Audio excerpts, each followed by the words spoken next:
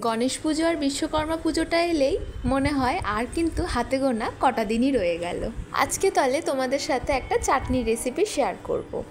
এটা আমার ভীষণ প্রিয়, খুব ভালো লাগে, সহজেই বানানো যায় কিন্তু খেতে হয় দুর্দান্ত। টমেটোগুলোকে ভালো করে জলে ধুয়ে নিয়ে একটু গায়ে তেল লাগিয়ে এরকম চাটুর উপরে রেখে দিলাম। গ্যাসের ফ্লেম একদম লোতে রেখে একটা ঢাকা দিয়ে দেবো। এবারে খানিক পরে ঢাকাটা খুলে কাঁটা চামচের সাহায্যে এরকম টমেটোগুলোকে ঘুরিয়ে ঘুরিয়ে দিচ্ছি যাতে সব দিকটা ভালো করে সিদ্ধ হয়ে যায়। এইভাবে বেশ অনেকক্ষণ ধরে ঢাকা বন্ধ আবার ঢাকা খুলে মাঝে মাঝে এরকম ঘুরিয়ে ঘুরিয়ে টমেটোটাকে পুরোপুরি সিদ্ধ করে নিতে হবে। কাঁটা ভুকিয়ে যখন দেখবে বেশ নরম নরম হয়ে গেছে টমেটোগুলো, তখন জানবে যে এবার টমেটো পুরোপুরি সিদ্ধ। চাটনিটা বানানোর জন্য টমেটো কিন্তু একদম রেডি হয়ে গেছে।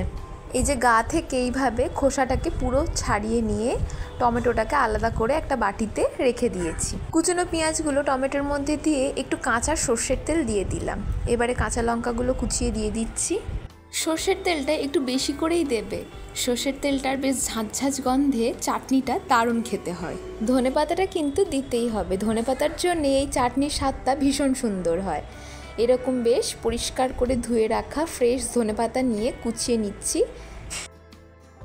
এবারে ধনেপাতাগুলো মিশিয়ে অল্প একটু নুন তাতে দিয়ে আমি চাটনিটাকে একটু চামচের সাহায্যে ভালো করে নেড়ে রেডি করে নিচ্ছি।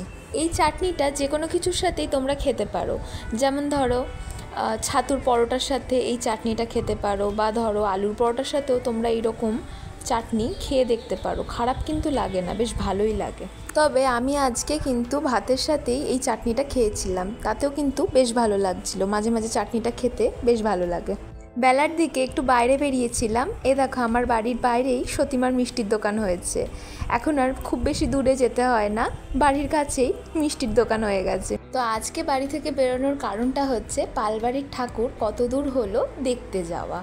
একদম সেই বিচুলি বাজার থেকে মা দুর্গার গয়না পরানো অবধি আমি মাঝে মাঝে গিয়েই ঠাকুর দেখে আসি। ছোটো থেকেই এই পালবাড়ি আর নন্দীবাড়ির ঠাকুর দেখে আসি। বিজয়ার দিন পালবাড়ি আর নন্দীবাড়ির ঠাকুরের বিসর্জন দেখার জন্যই আমরা যেন বসে থাকি, অনেকে মিলে কাঁধে করে ঠাকুর নিয়ে যায়। তোমরা যারা কাঁচরাপাড়ায় থাকো না, কাঁচরাপাড়ায় ঠাকুর দেখতে আসো, অবশ্যই এই দুটো জায়গায় যেও। তোমাদের সকলের সাপোর্টেই রেজ অফ লাইফ এগিয়ে চলেছে। ভিডিওটা ভালো লাগলে please like, share and subscribe.